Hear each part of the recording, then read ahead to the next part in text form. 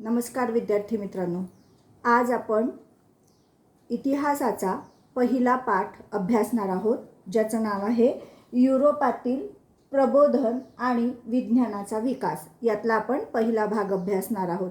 तत्पूर्वी मी ज्या पॅराचं आज विश्लेषण करणार आहे त्याचा एक स्क्रीन तुम्हाला दाखवते आहे की इथे तुमचा हा चॅप्टर सुरू होतोय. बघा, पहिला चॅप्टर. आणि मी एकंदरीत या पॅराचं तुम्हाला वर्णन करते आहे. हा पहिला जो प्रस्तावनेचा पॅरा आहे याचं मी तुम्हाला वर्णन करत आहे. आता सध्या युरोपमध्ये मध्ययुगाच्या अखेरच्या टप्प्यात, आपण या आधीच्या व्हिडिओमध्ये प्राचीन युग, मध्ययुग आणि आधुनिक युग हे मी तुम्हाला इसवी सनाच्या द्वारे समजावून सांगितलेलं आहे. तर मध्ययुगाच्या अखेरच्या टप्प्यात युरोप खंडाचा विचार करता 15वे शतक 16वे शतक हा त्यांच्या युगाचा अखेरचा टप्पा होता आणि त्याच वेळी आधुनिक युगाची सुरुवात झाली होती. तर या अखेरच्या टप्प्यात म्हणजे 15वं 16वं शतक प्रबोधन, भौगोलिक शोध व धर्मसुधारणेची चळवळ या घटनांमुळे आधुनिक युगाचा पाया घातला गेला. आणि या एकंदरीत तिन्ही मिळून जो काळ झाला ह्या 150 ते 200 वर्षांचा, कोणता कोणता? प्रबोधन सुरू झालं म्हणजे जागरूकता सुरू झाली, भौगोलिक शोध लागले. मी कालही याचं विश्लेषण केलं की भौगोलिक शोध कसे लागले, कशा पद्धतीला आपण भौगोलिक शोध म्हणतो. आणि धर्म सुधारणेची चळवळ म्हणजे धर्मातल्या ज्या काही अनिष्ट रूढी परंपरा आहेत त्या टाकून देणे, कालबाह्य झालेल्या आहेत आता त्या टाकून देणे.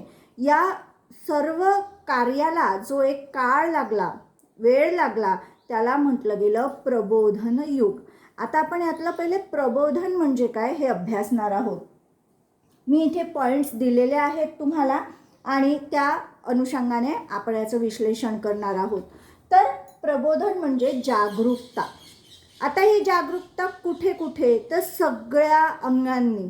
वैचारिक जागरूकता, त्यानंतर आपण म्हणू की आमच्या आचारांमधली जागरूकता, ही जागरूकता अशी सगळीकडे येणार. त्यानंतर जुन्या परंपरांमध्ये पुनरुज्जीवन करणे म्हणजे आमच्या पूर्वजांपासून हजारो वर्षांपासून ज्या काही आमच्या परंपरा चालत आलेल्या आहेत आणि काही लोप पावलेल्या आहेत आणि त्या पुन्हा काही चालूच आहे दर पिढी, तर या परंपरांचे पुनरुज्जीवंत करून आणायचेच आहे, घडवायचेच आहे, पण ते जसेच्या तसे नाही स्वीकारायचे आहेत. तर काळानुसार आवश्यकता सुधारणा होऊन या परंपरांचं पुनरुज्जीवन करत असताना त्यामध्ये काळानुसार काही आपल्याला सुधारणा पण करायच्या आहेत.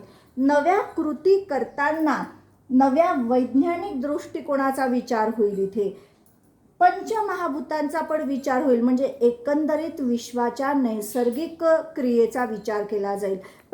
महाभूत म्हणजे आकाश, जल, वायू, पृथ्वी, अग्नितत्व. मानवी स्वभाव व मानवतावाद, सगळ्या गोष्टी या आधी कुठेतरी वेगळ्या बिंदूशी निगडीत होत्या, पण आता या सगळ्या कृतींचा केंद्रबिंदू कोण राहणार आहे? तर मानव आणि त्याचं सहज आचरण. आणि त्यामध्ये मानवाशी वर्तन करताना धर्माच्या नावाखाली, परंपरेच्या नावाखाली तिथे मानवतावादाचा पहिले विचार केला जाईल. म्हणजे पहिलं स्थान आता धर्म किंवा रूढी परंपरांना न देता मानवतावादाला स्थान राहील. आणि या सर्वांचं अवलोकन आणि अनुभूती होऊन नव्या व्यवस्थेची सुरुवात होईल आणि यालाच म्हटलं गेलं प्रबोधन. नव्या व्यवस्थेची सुरुवात जी काळानुरूप वैज्ञानिक दृष्टिकोन ठेवून, मानवाला केंद्रबिंदू ठेवून ही जी सुरुवात होते आहे, विचारांमध्ये जी जागरूकता येत आहे, आचार विचारांमध्ये, याला एकंदरीत प्रबोधन असं म्हटलं गेलेलं आहे. म्हणजे कुठेतरी तिमिराकडून तेजाकडे जाण्याचा हा प्रवास आहे. कारण इतिहास जो अंधारात होता तो आम्ही त्या इतिहासाचा अभ्यास केला, अवलोकन केलं आणि त्यातलं जे तेजपुंज आहे, जे आजही आमच्यासाठी आवश्यक आहे, ते आम्ही आज नव्या स्वरूपात, नव्या परिस्थितीनुसार ते आम्ही आज स्वीकारलं, त्यात योग्य ते बदल करून. आणि ह्या प्रक्रियेला म्हटलं गेलं आहे सुधारणा पर्व किंवा प्रबोधन काळ असं म्हटलं गेलं आहे. सर्वप्रथम इटलीमध्ये या प्रबोधनाची म्हणजे ह्या सुधारणांची सुरुवात झाली आणि त्यानंतर युरोपमध्ये Spain, France, Portugal, Germany, Britain या देशांमध्ये सुद्धा हे सुधारणांचं पर्व, प्रबोधनाचं पर्व सुरू झालं. बेकनने चर्चच्या कट्टरतेला विरोध केला. जसं आपल्याकडे सुरुवातीला समुद्र उल्लंघन हे धर्मनिषिद्ध होतं, तसं त्यांच्याकडे चर्चवर टीका टिप्पणी करणे किंवा चर्चच्या म्हणण्याला किंवा चर्चचे जे धर्मगुरू जे काही सांगतात आहे सामान्य जनतेला त्याला विरोध करणे हे पाप समजलं जात होतं. पण बेकननी याला विरोध दर्शवला की ही कट्टरता, चर्च हा केंद्रबिंदू नाही, धर्म हा केंद्रबिंदू नाही, धर्मासाठी मानव नाही तर मानवासाठी धर्म आहे आणि तो जो धर्म आहे तो मानवाच्या भल्यासाठी आहे, मानवतावादासाठी आहे, असं या बेकनचं म्हणणं होतं. प्राचीन साहित्याची पुनर्निर्मिती केली गेली आणि ही पुनर्निर्मिती करताना नव्या कक्षा, दिशा, दृष्टिकोन यांचा विचार करून हे अनुवादित केलं गेलं. जसं पेंटाकचं साहित्य, दांतेचं साहित्य, ह्या साहित्याचा अनुवाद करताना जसाचा तसा नाही तर आजच्या काळाचा अनुवाद होत असताना जो काळ होता, जे सुधारणा पर्व चालू होतं त्याचा विचार करून त्या दृष्टिकोनातून हे साहित्य पुन्हा जनसामान्यांपर्यंत पोहोचवलं गेलं, पण नव्या कक्षेतून, नव्या दृष्टिकोनाद्वारे. त्यानंतर स्वभाषा अभिमान या अनुवादित हा आपण म्हटलं तर हे अनुवादित कशात झालं, भाषांतर कशात झालं तर त्या भागामध्ये प्रचलित असलेल्या भाषेमध्ये. स्वभाषा कुठेतरी आमची भाषा की ज्यामध्ये प्रगाढ ज्ञान आहे, जसं आम्ही आज म्हणतो की आमचा संस्कृतचा अभ्यास मागे पडला, त्यामुळे संस्कृतमध्ये जे काही प्रचंड ज्ञानाचा खजिना आहे तो आज सामान्य माणसांपर्यंत पोहोचलाच नाही. तर या लोकांनी सुधारणा करत असताना प्रबोधन काळामध्ये स्वभाषेला महत्त्व दिलं, स्वभाषा पुन्हा जनमानसामध्ये पुनरुज्जीवित केली की ज्या भाषेमध्ये प्रचंड साहित्य उपलब्ध आहे आणि त्यातनं पुन्हा अनुवादित साहित्य निर्मिती करत या सुधारणा जनमानसांपर्यंत पोहोचवल्या. म्हणजे स्वभाषेतून, लक्षात घ्या, मातृभाषेतून दिलेलं शिक्षण किंवा मांडलेले विचार हे लवकर जनमानसांपर्यंत पोहोचतात आणि त्यांना त्याचा अर्थ, अन्वयार्थ सुद्धा कळत असतो. त्यामुळे यांनी स्वभाषेला प्रोत्साहन दिलं आणि जी भाषा प्रचलित आहे त्या भाषेतूनच आपले विचार, सुधारणावादी विचार जनमानसांपर्यंत पोहोचवले. मानव प्राणी हा त्याला सतत कुतूहल असं, उत्सुकता असते की ही कृती का झाली, कशी झाली, केव्हा होते, ह्या सगळ्यांचं निरीक्षण म्हणजे निसर्गाचं निरीक्षण की निसर्गामध्ये ज्या काही कृती घडत आहेत त्यामागे काहीतरी एक नियम आहे, मग हा नियम कोणता हे शोधण्याचा प्रयत्न. तर यातूनच जुने का, कसे, केव्हा हे प्रश्न मानवाला पडत गेलं की हे असं का स्थापन झालं, काय आहे याच्या मागे, जुन्या लोकांचा अनुभव काय, मग मी तो प्रयत्न केला अनुभव घेण्याचा तर मला तसाच अनुभव येतो आहे का, मग हे विज्ञानाशी निगडित आहे की फक्त समज आहे, अंधश्रद्धा आहे, हा सगळा विचार. या प्रश्नांच्या उत्तरातूनच नव्या आधुनिक युगाची म्हणजे प्रबोधनाची सुरुवात या 100 ते 200 वर्षाच्या काळामध्ये झाली आणि याला प्रबोधन युग म्हटलं. जे जुन्या लोकांनी करून ठेवलेलं जे काही नियम, परंपरा, रूढी म्हणू त्या आजही नव्या दृष्टिकोनातून मानवाच्या फायद्याच्या असतील किंवा निसर्गाच्या विज्ञानाला धरून असतील तर त्या पुढे नेणे, त्यांचा अजून विकास करणे. पण ज्याला कुठेच काहीच आपण ज्याला म्हणू आधार नाही, कुठल्याच परिस्थितीचा, निसर्ग नियमाचा, हे फक्त मानवानी स्वस्वार्थासाठी काही रूढी परंपरा ज्या सांगून ठेवल्या, पाळत आले, त्या मात्र त्याचे बंधन तोडून टाकायचे, त्या रूढी परंपरातून मोकळं व्हायचं की ज्याचा मानवाशी, मानवाच्या आचार विचारांशी, मानवतावादाशी कुठेही संबंध नाही. अशा ह्या एकंदरीत ह्या सर्व आपण म्हणू की या सर्व एकंदरीत प्रक्रियेला प्रबोधन म्हटलं गेलं आणि ही प्रक्रिया ज्या काळामध्ये झाली त्याला प्रबोधन युग असं म्हटलं गेलं. लिओनार्दो द विंची, आता ह्या साहित्यामध्ये जे काही साहित्यामध्ये प्रबोधनाची सुरुवात झाली, तर लेखनामध्ये तुम्हाला मी सांगितलंच की अनुवाद सुरू झाला स्वभाषेमध्ये. पेंटिंग्समध्ये सुद्धा पहिले कल्पनेतलं होतं, तर आता हे जे कलाकार होते, जे चित्रकार होते, हे निसर्गाचं म्हणजे निसर्ग चित्राकडे हे वळले किंवा मानवी स्वभावाचं दर्शन चित्रण करण्याकडे त्यांचा कल वाढला की त्यांच्या ह्याच्यातून मानवाच्या भावभावनांचे प्रकटन कसं होईल त्या चित्रातून. आणि यामध्ये आपण Leonardo the Vinci, Michael Angelo यांचं हे या बदलाचं आधुनिक युगाचं प्रतिनिधित्व करत होते असं आपण म्हणू शकतो. तर एकंदरीत जुन्या संस्कृतीकडे वळताना ती संस्कृती जशीच्या तशी आम्ही पुनरुज्जीवित करत नाहीत, तर त्या संस्कृतीमध्ये मानवाच्या भल्यासाठी आवश्यक ते बदल करून आम्ही ती संस्कृती पुढे नेतो आहोत. याला सुधारणा घडवत याला म्हटलं गेलं आहे प्रबोधन किंवा प्रबोधन युग. प्रबोधनालाच इंग्लिशमध्ये रिनेसन्स असंही म्हटलं जातं.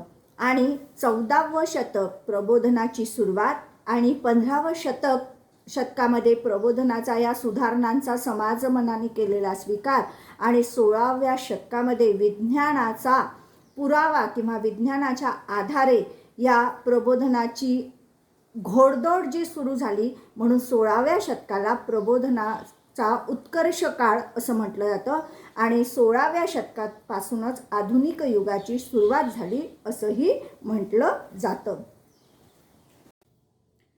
या काळात कला, स्थापत्य, तत्वज्ञान म्हणजे काय की एका ठराविक मार्गाने जो समूह जीवन आचरण करतो त्यामध्ये जी काही मूल्य प्रस्थापित होतात ते जे एकत्र करून त्यांचं जे ज्ञान दिलं जातं त्याला तत्वज्ञान आपण म्हणतो. म्हणजे मार्गक्रमण करण्याचा एक मूल्यसहित एक ठराविक मार्ग, त्याचं शिक्षण देणारा विषय.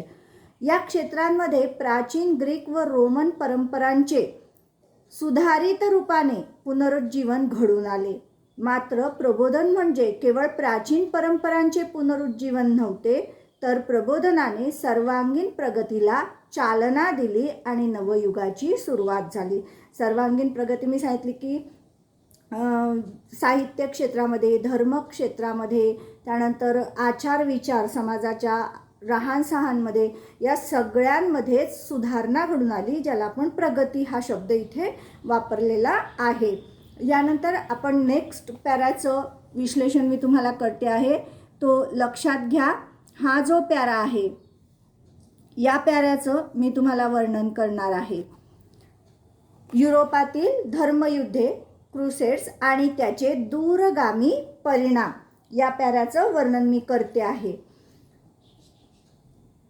Jerusalem, Bethlem. जेरुसलम ही इस्रायलची राजधानी आहे, बेथलेम ही पॅलेस्टाईनची राजधानी आहे आणि या दोन शहरांमध्ये 12 किलोमीटरचं अंतर आहे अंदाजे. या बेथलहॅमलाच युरोपमध्ये भाकरीचं घर असंही म्हटलं जातं. या दोन शहरं 3 धर्मांसाठी खूप पवित्र होती. जे त्या भागामध्ये जी 3 धर्म प्रस्थापित होती, ज्यू, ज्याला यहुदी पण धर्म म्हटलं जातं, इस्लाम आणि ख्रिश्चन, या 3 धर्मांसाठी ही जी 2 शहरं आहे ही इतकी पवित्र होती की ह्या तिन्ही धर्माच्या लोकांना वाटायचं की ही शहरं आपल्या धर्मियांच्या ताब्यात असायला हवी. परंतु दक्षिणेकडून 11व्या शतकामध्ये मुस्लिमांचं या भागात आक्रमण झालं आणि यांनी ही दोन्ही शहरं स्वतःच्या ताब्यात घेतली. ही शहरं परत मिळवणे हे पवित्र कार्य आहे. आमच्या प्रतिष्ठेचा तर प्रश्न आहेच, पण धर्मासाठी हे पवित्र कार्य आहे, धर्मरक्षणासाठी हे पवित्र कार्य आहे, असं ख्रिश्चनांच्या धर्मगुरूंनी म्हणजेच व्हॅटिकन सिटीमधल्या पोपनी हे जनतेला आवाहन केलं की ही आपण आपल्या धर्मरक्षणासाठी आपल्या ताब्यात परत मिळवलीच पाहिजे. देव, देश, धर्म रक्षणासाठी प्रसंगी प्राणाचं बलिदानही केलं पाहिजे. आणि या त्यांच्या आवाहनामुळे मुस्लिम आणि ख्रिश्चन लढाया झाल्या या शहरांच्या ताब्यासाठी, वर्चस्वासाठी. आणि एकूण अशा 9 लढाया झाल्या. आणि ह्याच लढायांना, कारण ह्या धर्मरक्षणासाठी झालेल्या आहे, पवित्र शहरांच्या रक्षणासाठी झालेल्या लढाया आहेत, म्हणून यांना म्हटलं गेलं धर्मयुद्ध. पण क्रुसेड्स हा एक शब्द आपण बघतो आहोत, तर का म्हटलं गेलं या धर्मयुद्धांना क्रुसेड्स? कारण हे जे ख्रिश्चन सैनिक होते, हे लढाया लढताना छातीवर असं क्रॉसचं चिन्ह, असं लोखंडी किंवा एखाद्या धातूचं बनलेलं असं चिन्ह ते आपल्या छातीवर लावत. आणि म्हणून जे क्रॉस ज्याला म्हणतो, म्हणून या लढायांना क्रुसेड्स असं सुद्धा म्हटलं गेलेलं आहे. मी वाचन करते आहे. जेरुसलेम आणि बेथलेम ही शहरे ज्यू, ख्रिश्चन आणि इस्लाम या धर्मांच्या अनुयायांसाठी अत्यंत पवित्र होती. 11व्या शतकात ही शहरे इस्लामी सत्तांच्या ताब्यात गेली आणि ही शहरं परत मिळवण्यासाठी ज्या लढाया झाल्या ख्रिश्चन धर्माच्या अनुयायी आणि मुस्लिम धर्माच्या अनुयायांमध्ये, त्यांनाच धर्मयुद्ध किंवा क्रुसेड्स असं म्हटलं गेलं. तर या पॅराचं मी इथे हे वर्णन केलेलं आहे. आता आपण या पॅराचं वर्णन बघतो आहोत. लक्षात घ्या, या पॅराचं वर्णन मी तुम्हाला सांगते आहे. मध्ययुगात धर्मयुद्धाच्या कल्पनेने युरोपमधील सामान्य जनता भारावून गेली. की पोपने काय केलं की या लोकांना असं सांगितलं की जर तुम्ही या युद्धांमध्ये भाग घेतला तर तुम्ही आतापर्यंत जे केलेलं पाप आहे, तर ते पाप तर तुमचं कमी होईल किंवा संपूर्ण नष्ट होईल. आणि जर हे युद्ध करत असताना तुम्ही शहीद झाले, तुमचं धर्मासाठी जर तुम्ही बलिदान दिलं प्राणांचं, तर तुम्हाला कुठे जागा भेटणार आहे? एकदम जन्नतमध्ये. आणि यामुळे काय झालं की हे युरोपियन लोक, जनसामान्य लोक भारावून गेले. मध्ययुगात धर्मयुद्धाच्या कल्पनेने युरोपमधील सामान्य जनता भारावून गेली होती. या काळातील ख्रिस्ती धर्माचे धर्मगुरू पोप यांनी जे लोक धर्मयुद्धामध्ये सामील होतील त्यांना पापक्षालनासंदर्भात, म्हणजे पापक्षालन म्हणजे काय की तुम्ही ज्या तुमच्याकडनं भूतकाळामध्ये कळत नकळत ज्या चुका झाल्या असतील आणि त्यामुळे तुम्ही पापी बनले असाल, तर हे पापक्षालन होईल. म्हणजे हे पाप तुमचं संपून जाईल, नष्ट होईल. कारण तुम्ही धर्मासाठी लढत आहात, तर तो देव तुमचं हे पाप माफ करेल.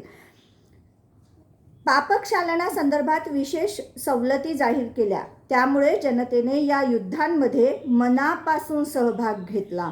आता प्रत्येकच मानवाला ही भीती असतेच की आपण काहीतरी पाप केलेलं आहे, कळत नकळत का होईना. आणि जर या युद्धांमध्ये मी भाग घेतला तर जर माझं ते पाप नष्ट होत असेल, तर ह्या कल्पनेने युरोपमधली जनता या युद्धामध्ये मनापासून सहभागी झाली. तसंही कार्ल मार्क्स म्हणतो, धर्म ही अफूची गोळी आहे.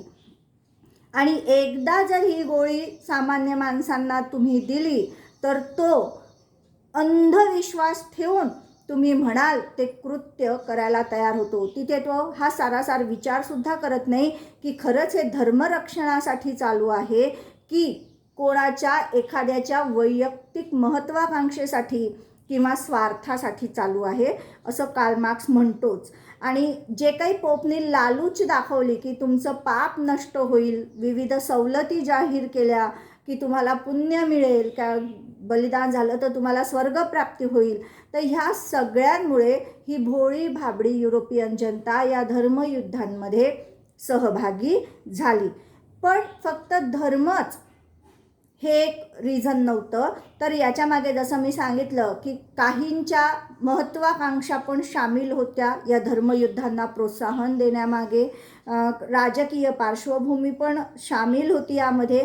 तर आपण ह्या मुद्द्यांचा आता विचार करणार आहोत की धर्माव्यतिरिक्त, धर्म हे कारण तर प्रमुख होतंच या युद्धांचं, पण या व्यतिरिक्त अजून काही घटकांनी या युद्धांना प्रोत्साहन दिलं, पैसा पुरवला, तर त्यामागे त्यांची काय महत्त्वाकांक्षा किंवा इच्छा होती, हे मुद्दे पण इथे महत्त्वाचे ठरतात.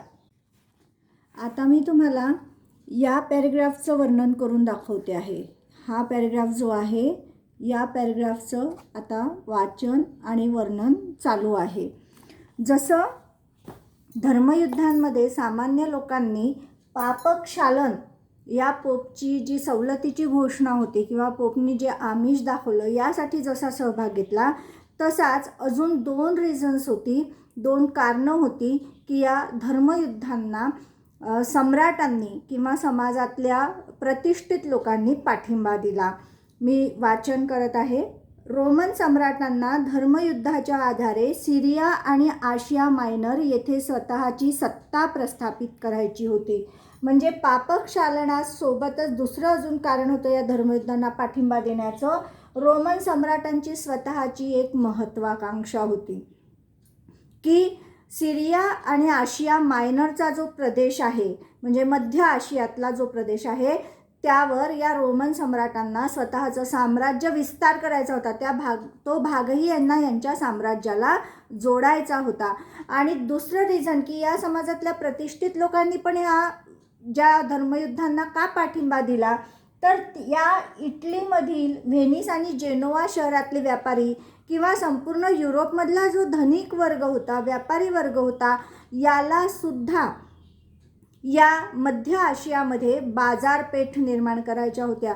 तुम्ही जर थोडासा इतिहासाचा अभ्यास केला, वाचन केलं, तर तुमच्या लक्षात येईल की युरोप आणि आशियाला जोडणारा जो काही व्यापारी मार्ग होता तो या प्रदेशातनं जायचा. आणि हा जो मुस्लिमांच्या अधिपत्याखाली तो प्रदेश होता. आणि या प्रदेशामध्ये तसं बाजारपेठीच्या दृष्टीने किंवा व्यापाराच्या दृष्टीने तुर्कांचं वर्चस्व होतं. म्हणजे सतत या तुर्की म्हणजे मुस्लिम तुर्की आणि ह्यांच्यामध्ये त्या व्यापाराच्या वर्चस्वासाठी सतत त्यांचे ताणतणाव होत राहायचे. तर ह्या व्यापाऱ्यांना, या धनिक किंवा व्यापारी लोकांना मध्य आशियामध्ये एक बाजारपेठ हवी होती की ते अजून नफा कमवू शकतील. आणि जर या युद्धांमध्ये हा प्रदेश जर रोमन साम्राज्याला जोडला गेला, तर या प्रदेशातली बाजारपेठ आयतीच या लोकांना पण मिळणार होती, ज्यातनं हे प्रचंड नफा कमवू शकणार होते. आणि म्हणूनच यांनी सुद्धा या धर्मयुद्धांना काय दिलेला आहे, पाठिंबा दिलेला आहे. इटली या देशातील व्हेनिस आणि जेनोवा या व्यापारी शहरांमधील धनिकांना मध्य आशियात बाजारपेठा प्रस्थापित करायच्या होत्या. आता चौथा मुद्दा जर आपण इथे विचार केला, चौथ्या मुद्द्याचा जर आपण विचार केला की युरोपमध्ये आपापसात जे ताणतणाव होते, युरोपमध्ये जे ताणतणाव होते आपापसामध्ये, त्यांना वाट करून द्यायची होती. त्यांना काय करून द्यायची होती? वाट निर्माण करून द्यायची होती. बघा, जर एका घरात भांडणं होत असतील, सतत घरातच असल्यामुळे आपापसातच स्पर्धा, आपापसातच हेवे दावे, पण यांना घराच्या बाहेरचं क्षेत्र जर दिलं स्वतःचं कर्तृत्व दाखवायला, तर हे आपापसात भांडायचं किंवा वाद करायचं सोडून बाहेर आपलं कर्तृत्व दाखवतात. याचे 2 फायदे होतात. एकतर घरातले ताणतणाव कमी होतात आणि जर बाहेर ते यशस्वी झाले तर जी साम्राज्याची आहे ती भरभराटही होते. तर युरोपमध्ये ह्या राष्ट्रांमध्ये जे काही आपापसात तणाव होते, बाजारपेठेत स्पर्धा होती, तर ह्यालाही कुठेतरी एक वेगळी वाट द्यायची होती. आपापसातच लढण्यापेक्षा अशा प्रदेशामध्ये जाऊन त्या लोकांशी लढा की तो प्रदेश कमीत कमी आपल्या साम्राज्याला जोडला जाईल. हे एक चौथं रिझन होतं असं आपण म्हणू शकतो. हे तुम्हाला पुस्तकात दिलेलं नाही, पण जेव्हा आपण इतिहासाचं वाचन करतो डीपमध्ये, त्या मुद्द्याचा सविस्तर जेव्हा अभ्यास करायला जातो, तेव्हा हे मुद्दे तिथे आपल्याला सापडतात. तर या जे कारणं होते, याला अजून एक आपण 5वं कारणही जोडू शकतो की पोपला सुद्धा स्वतःचं वर्चस्व, पोपला काय निर्माण करायचं होतं, धर्माच्या माध्यमातून स्वतःचं वर्चस्व निर्माण करायचं होतं. म्हणजे नुसतं पापक्षालन नाही, तर त्याला आपलं वर्चस्वसुद्धा निर्माण करायचं होतं. लॅटिन आणि ग्रीक चर्चवर त्याला पूर्ण अधिकार, त्या क्षेत्रामध्ये जितके काही लॅटिन आणि ग्रीक चर्च होते त्या पूर्ण क्षेत्रांवर त्याला वर्चस्व पाहिजे होतं, लॅटिन व ग्रीक चर्चवर. आणि या सर्व रिझन्समुळे पोप, इटलीतील सम्राट आणि इटली म्हणण्यापेक्षा युरोपमधील सम्राट आणि इटली आणि युरोपमधील धनिक आणि व्यापारी या सर्व घटकांनी या धर्मयुद्धांना पाठिंबा दिला. प्रश्न येऊ शकतो 3 मार्कांसाठी. धर्मयुद्धांना, युरोपमधील धर्मयुद्धांना मान्यता किंवा पाठिंबा मिळण्याची कारणं. पहिलं कारण, पोपनी पापक्षालन हा संदर्भ जोडला होता की तुम्ही जर धर्मासाठी लढलात तर तुमचं पापक्षालन होईल. दुसरं रिझन, रोमन सम्राटांची महत्त्वाकांक्षा होती की सिरिया आणि आशिया मायनरमध्ये त्यांची सत्ता प्रस्थापित व्हावी. तिसरं कारण, इटलीतील आणि एकंदरीतच युरोपमधील व्यापाऱ्यांना मध्य आशियात व्यापारासाठी बाजारपेठ हवी होती हक्काची. त्यानंतर चौथं कारण आपण असं म्हणू शकतो, हे 3 कारणं तुम्हाला पुस्तकात दिलेली आहेत. चौथं आणि 5वं कारण हे दिलेलं नाही. युरोपमध्ये जो काही आपापसात ताणतणाव या राष्ट्रांमध्ये निर्माण झाला होता, तर तो आपापसातला ताणतणावामधून त्यांचं लक्ष दुसरीकडे वळावं आणि त्यांनी कर्तृत्व गाजवून अधिक प्रदेश साम्राज्याला जोडावा, जेणेकरून साम्राज्याचा तर विस्तार होईलच पण अतिरिक्त व्यापारामधून नफा पण कमवला जाईल. आणि 5वं रिझन असं होतं की पोपला ह्या प्रदेशांमधल्या सर्व ग्रीक आणि लॅटिन चर्चवर स्वतःचा अधिकार प्रस्थापित करायचा होता आणि या लढायांच्या माध्यमातून चर्चचं वर्चस्व पुन्हा प्रस्थापित करायचं होतं. कारण मी मागच्या एका व्हिडिओत सांगितलं तुम्हाला की बेकन या तत्त्वज्ञानाने किंवा या चिंतकाने काय केलं होतं की चर्चच्या कट्टर वर्चस्वाला त्यांनी आव्हान दिलं होतं. तर हे जे काही सुधारणा पर्व सुरू झालं होतं, यामध्ये जो धर्माचं महत्त्व किंवा धर्माचा पगडा कमी झाला होता, तर तो पुन्हा या पोपला काय करायचा होता, जनमानसावर पुन्हा प्रस्थापित करायचा होता. ह्या सगळ्या रिझन्समुळे सामान्य जनता, रोमन सम्राट, धनिक किंवा व्यापारी आणि इतर मुद्द्यांमुळे या धर्मयुद्धांना युरोपमध्ये पाठिंबा मिळाला असं आपण म्हणू शकतो. आता आपण या पॅऱ्याची माहिती घेतो आहोत. धर्मयुद्ध झालेली, एकूण 9 धर्मयुद्ध झाली. इथे तुम्हाला बिलकुल शॉर्टमध्ये या धर्मयुद्धांची 1-2 धर्मयुद्धांचीच माहिती दिलेली आहे आणि याचं आता आपण मुद्देवार सविस्तर वर्णन करणार आहोत. तर ही जी धर्मयुद्ध झाली ती का झाली, त्यांना धर्मयुद्ध का म्हणतात हे आपण बघितलं. आता धर्मयुद्धांची आपण माहिती घेणार आहोत. पहिलं धर्मयुद्ध झालं 1096 ते 99 आणि या धर्मयुद्धामध्ये ख्रिश्चन लोकांचा विजय झाला आणि जेरुसलम, आशिया मायनरवर यांचा ताबा झाला.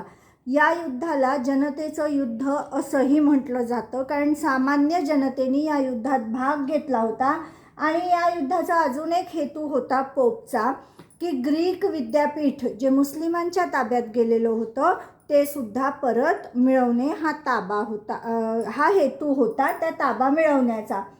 त्यानंतर इथे तुम्हाला दिलेला आहे इसवी सन 1096 मध्ये पहिले धर्मयुद्ध झाले. मी त्याचे हे विश्लेषण केलं. दुसऱ्या धर्मयुद्धाच्या दरम्यान पोप युजिनियस तिसरा याने फ्रेंच राजा 7वा लुई आणि जर्मन सत्ताधीश 3रा कॉन्रॅड यांना मदतीस घेतले. इथे लिहिलेला आहे मी, पोप युजिनियस तिसरा, 7वा लुई फ्रेंच, कॉन्रॅड 3रा जर्मन.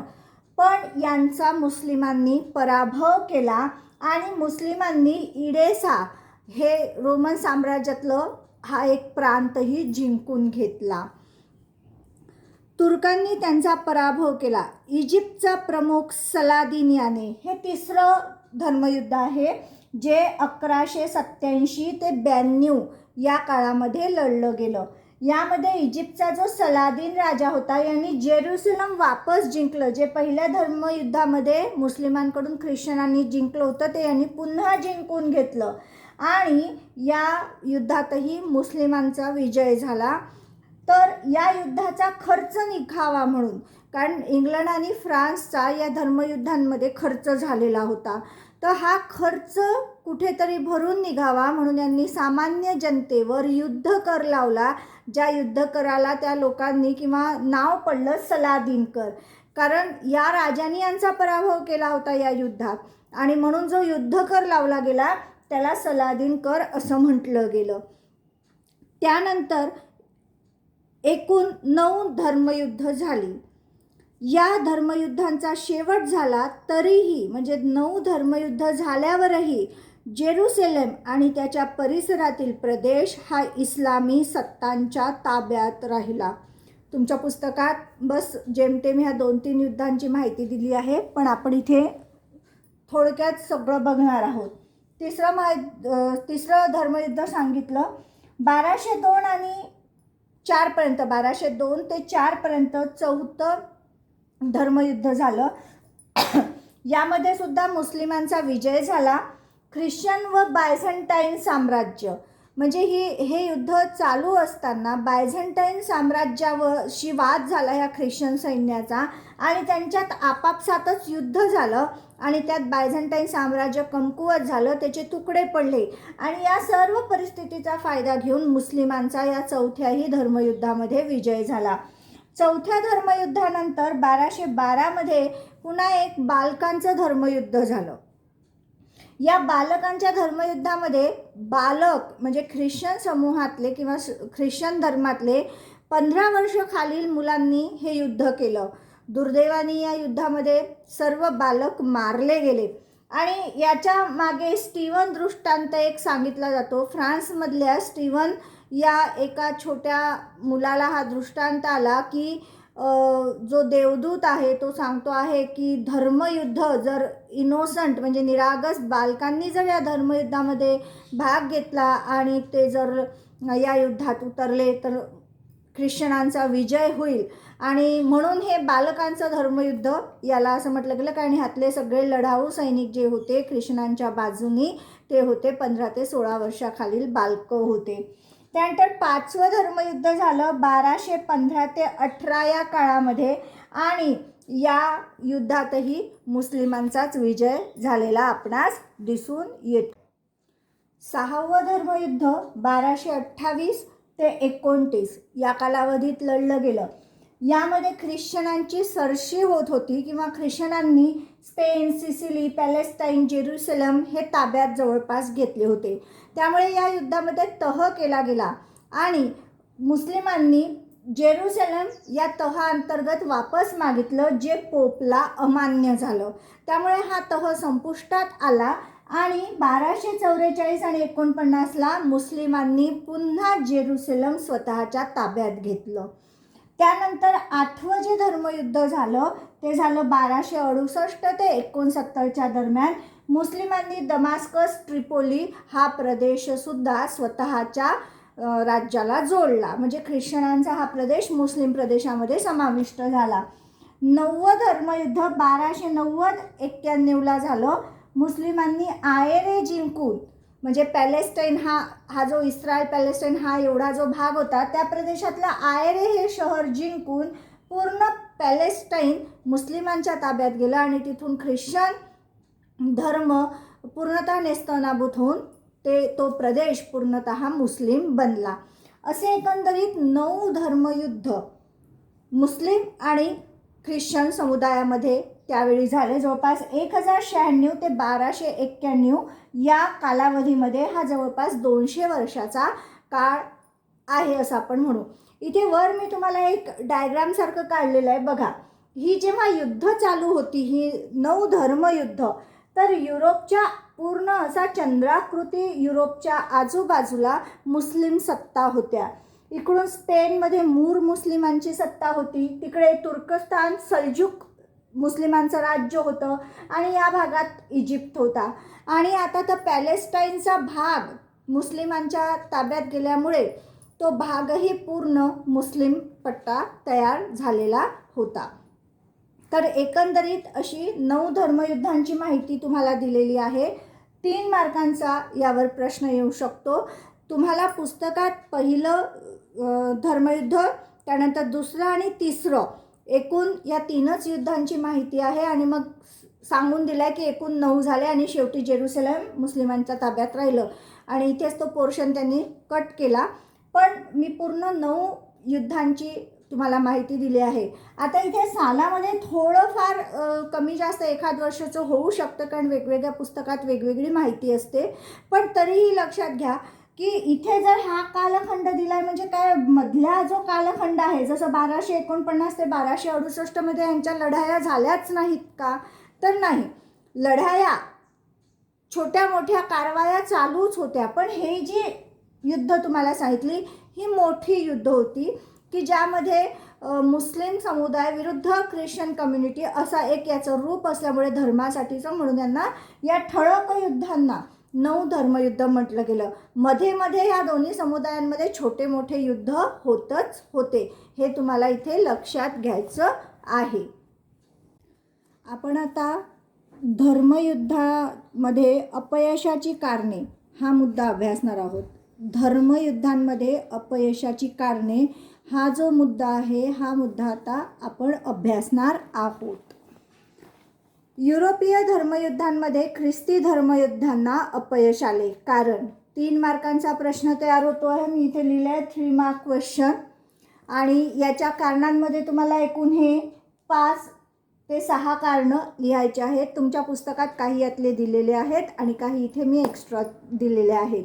इथे पहिलं लिहिलेलं आहे, पोप आणि युरोपातील सत्ताधीश यांनी या युद्धांकडे संकुचित हेतूंनी पाहिले. पोप व सत्ताधीश युरोपमधील संकुचित कारणांसाठी लढत होते. धर्मकारण कमी होतं आणि त्यांचा स्वस्वार्थ व त्यांची स्वतःची महत्त्वाकांक्षा ही मोठी होती. हे मुख्यत्वे धर्माच्या रक्षणासाठी किंवा त्या शहर खरंच ताबा मिळावा त्या शहरांचा धर्मासाठी म्हणून हा उद्देश कमी होता. तर स्वतःचं वर्चस्व कसं निर्माण होईल, साम्राज्य कसं वाढेल, हा यांचा मूळ हेतू होता. त्यामुळे ज्या डिवोशननी यांनी लढायला पाहिजे होतं ते लढले नाही, कारण यांचा संकुचित हेतू तिथे आडवा आला आणि एक जी प्रेरणा देण्यास ते कमी पडले की जिद्दीने जी प्रेरणा आपले शिवाजी महाराज मावळ्यांना देत होते की आपल्याला आपल्या स्वदेशासाठी लढायचं आहे, आपल्या हिंदवी स्वराज्यासाठी लढायचं आहे आणि बाकी सगळे मुद्दे मागे पडून हे मावळे प्राणावर उदार होऊन लढत असत. तर तशी प्रेरणा देण्यात हे कमी पडले, कारण ह्यांचा मूळ उद्देशात धर्मस्थापना धर्मरक्षण हे नसून स्वतःचा स्वार्थ होता. दुसरं कारण यांनी दिलेलं आहे, धर्मावरील कमी झालेली श्रद्धा. त्या काळामध्ये हे जे पोप होते, धर्मगुरू होते, धर्माच्या नावाखाली लोकांकडून वेगवेगळे कर घ्यायचे आणि पापक्षालनासाठी सुद्धा त्यांच्याकडनं पैसे वसूल करायचे की तुम्ही इतकं जर चर्चला दान दिलं, खंडणी दिली तर तुमचं पापक्षालन होईल. तसं ते सर्टिफिकेट द्यायचे, प्रपत्र द्यायचे की आता यांचं पाप संपलेलं आहे. म्हणजे सगळा हेतू हा पैसे कमवणे स्वार्थासाठी. आणि कुठेतरी या धर्मगुरूंची ती विलासी चैनी वृत्ती, धर्माचा गैरवापर करून लोकांची पिळवणूक करणे, आर्थिक पिळवणूक करणे आणि त्यामुळे लोकांची धर्मावरील श्रद्धा कमी झालेली होती. युरोपातील विविध राजांमधील एकीचा अभाव. इथे आपण पाहू शकतो की जे 3रं धर्मयुद्ध झालं होतं त्यामध्ये फ्रेंच आणि जर्मन हे राजे एकत्र आले होते, पण त्यांची फार काळ एकी टिकली नाही आणि त्यामुळे सुद्धा या युद्धांमध्ये एकीचा अभाव असल्यामुळे ह्या पूर्ण ख्रिस्ती साम्राज्यातल्या राजांमध्ये यांचा पराभव झाला. पूर्ण शक्तीनिशी ख्रिस्ती साम्राज्य लढू शकलं नाही. त्यानंतर पोप व जर्मन सम्राटातील वितुष्ट. 3ऱ्या धर्मयुद्धामध्ये जेव्हा हार झाली तेव्हा पोप आणि जर्मन सम्राट यांनी एकमेकांवर दोषारोपण केल्यामुळे यांच्यात वितुष्ट निर्माण झाला आणि पुढे जर्मन सम्राटांनी या धर्मयुद्धांना मदत केली नाही. त्यानंतर बायझँटाईन सम्राटांच्या सहकार्याचा अभाव. आपण बघितलं की या धर्मयुद्धामध्ये बायझँटाईनचं सहकार्य घ्यायचं सोडून यांनी बायझँटाईन साम्राज्यावरच ख्रिश्चनांनी हल्ला केला आणि त्यामुळे हे बायझँटाईनच्या जे राजे होते यांना या मुस्लिम लोकांच्या विरोधात धर्मयुद्धांमध्ये कुठलंही सहकार्य केलेलं दिसून येत नाही. या व्यतिरिक्त प्रत्येकाला ख्रिस्ती धर्म व साम्राज्यापेक्षा, आता इथे व्यापक अर्थाने घ्यायचं आहे की जे पाठिंबा देणारे, अर्थसहाय्य पुरवणारे जे काही होते, राजे, पोप होता, त्याच्यानंतर धनिक किंवा व्यापारी वर्ग होता, यांना ख्रिस्ती धर्म किंवा ख्रिस्ती साम्राज्याचं रक्षण, प्रस्थापना, प्रसार यापेक्षाही सत्ता, स्वतःचं वर्चस्व आणि स्वतःच्या महत्त्वाकांक्षा महत्त्वाच्या होत्या. आपण बघितलं की यांनी काय का पाठिंबा दिला एकाला, कोणाला साम्राज्य वाढवायचं होतं, कोणाला बाजारपेठा हव्या होत्या आणि कोणाला आपलं चर्चवर वर्चस्व हवं होतं. तर ह्या सर्व कारणांमुळे की मूळ प्रॉपर हेतू मागे पडून यांचेच हेतू पुढे झाले आणि यांनी आपापले हेतू साध्य करण्याचा प्रयत्न केल्यामुळे, या सर्व कारणांमुळे धर्मयुद्धांमध्ये ख्रिश्चन समुदायाचा किंवा ख्रिश्चन साम्राज्याचा पराभव झालेला आपणास दिसून येतो. आता आपण धर्मयुद्धाचे परिणाम हा पॅरेग्राफ अभ्यासत आहोत.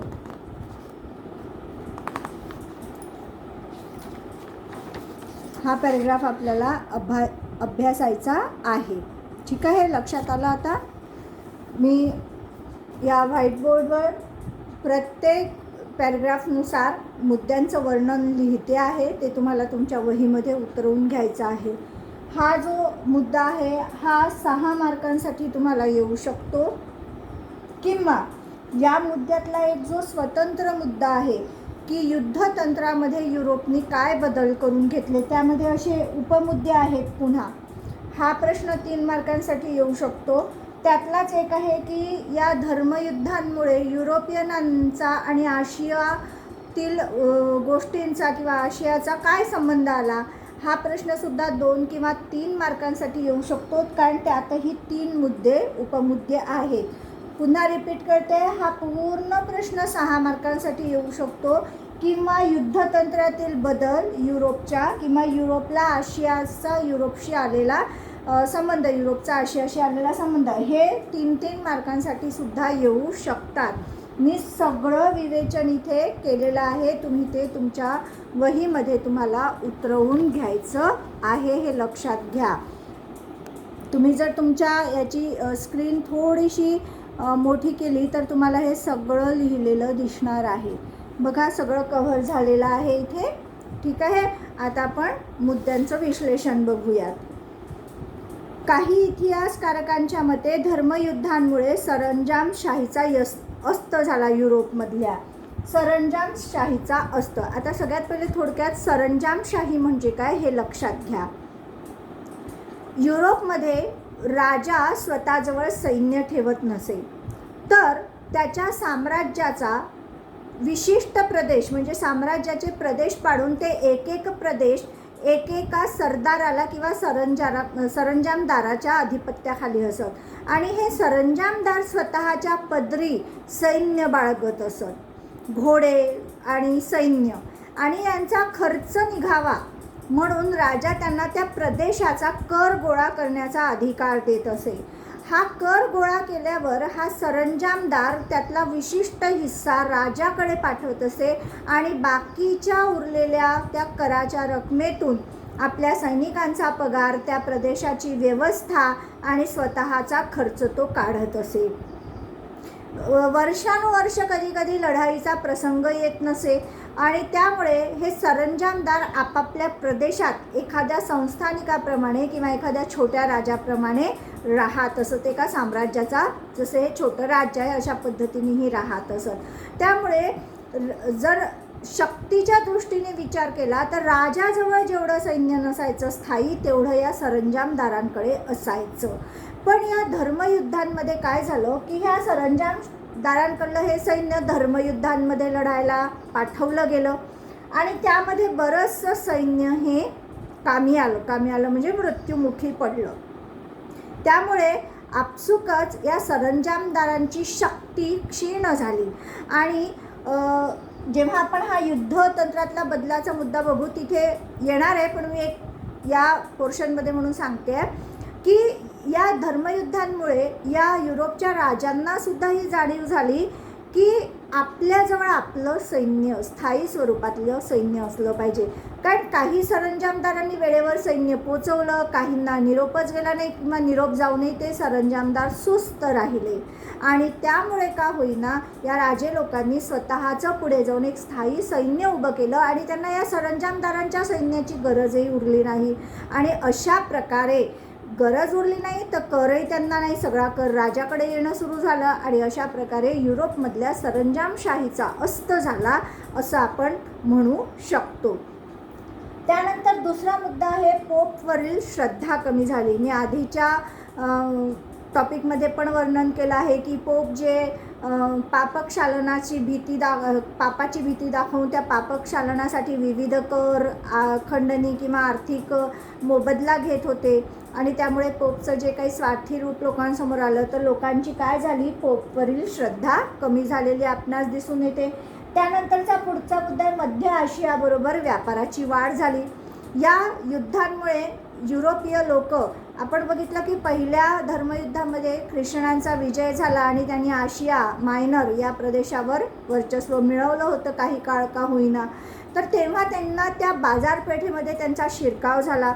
त्यांना व्यापारासाठी एक नवं क्षेत्र या इटली, जर्मनी किंवा युरोपमधल्या राष्ट्रांना मोकळं झाल्यामुळे व्यापारात वाढ झाली, नव्या बाजारपेठांचा उदय झाला, त्यातनं नफा मिळाला, त्या नफ्यातनं या राष्ट्रांचा विकास झाला आणि या नफा मिळतोय या व्यापारामध्ये. त्यामुळे हा व्यापारामध्ये अनेक नवे व्यापारी किंवा नवे तरुण उतरले आणि नवा असा व्यापारी वर्ग युरोपामध्ये निर्माण झाला.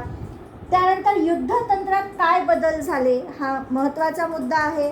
युद्धतंत्रामध्ये काय बदल झाले तर किल्ल्यांचं महत्त्व कळलं या युरोपमधल्या राजांना की एका विशिष्ट टप्प्याटप्प्यांवर प्रदेशामध्ये काही अंतरांवर किल्ले असणं आवश्यक आहे, जिथे आपण नेहमीसाठी रसद पुरवून ठेवू शकतो, रसदेचा पुरवठा करून ठेवू शकतो, जमा करून ठेवू शकतो आणि सैन्यसुद्धा, स्थायी स्वरूपाचं सैन्यसुद्धा आपण तिथे ठेवू शकतो, जेणेकरून आक्रमण झाल्यास हे किल्ले आणि त्यामध्ये असलेले सैनिक त्या प्रदेशाचं रक्षण करतील आणि तोपर्यंत त्यांना बाकी रसद मिळेल, पुरवठा कुमक मिळेल. म्हणून किल्ल्यांचं महत्त्व वाढलं आणि यांनी किल्ले बांधणी सुरू केली. त्या किल्ल्यांमध्ये पुरवठा करणं सुरू केलं सामग्रीचा. हिच्यामध्ये अन्न सामग्री आली आणि लष्करी दारुगोळा सगळं आलं आणि त्या प्रदेशावर त्या किल्ल्यांमार्फत हे आपले अधिकारी नेमून नियंत्रण आणि देखरेखही करायला लागले. असाच जर आपण आपल्या मराठ्यांच्या इतिहासाचा विचार केला तर आपल्या शिवाजी महाराजांना सुद्धा किल्ल्याचं महत्त्व कळलेलं होतं की स्वराज्य अबाधित राखायचं असेल तर किल्ले असणं आपल्या ताब्यात महत्त्वाचं आहे. ते किल्ले मजबूत असणं, त्या किल्ल्यामध्ये 4 वर्ष पुरेल एवढं धान्य, दारुगोळा, सैनिकांची एक कुमक सदैव ताजीतवानी राहील अशा दृष्टीने आपल्या शिवाजी महाराजांनी सुद्धा स्वराज्यामध्ये ठिकठिकाणी वेळोवेळी किल्ले बांधले, जुन्या किल्ल्यांची डागडुजी करून घेतली आणि शत्रू प्रदेशातले किल्लेसुद्धा आपल्या प्रदेशाला जोडण्याचं काम केलं. जवळपास 350च्या वर किल्ले सह्याद्रीच्या या भागामध्ये शिवाजी महाराजांच्या ताब्यात होते आणि त्यामुळेच हिंदवी स्वराज्य ते उभारू पण शकले आणि त्याचं रक्षणही करू शकले असं आपण म्हणू शकतो. पुढचा मुद्दा आहे रस्ते व पूल निर्माण.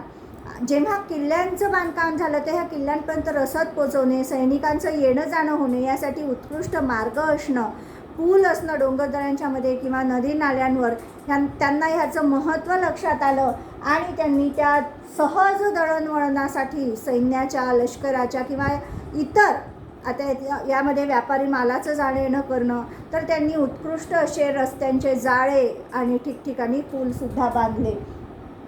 त्यानंतर एक आपण याला गनिमी कावा पण म्हणू शकतो की शत्रूला जर हरवायचं असेल तर सगळ्यात पहिले त्याचा येण्याचा मार्ग खुंटीत करा, त्याला मिळणारी रसद तोडा.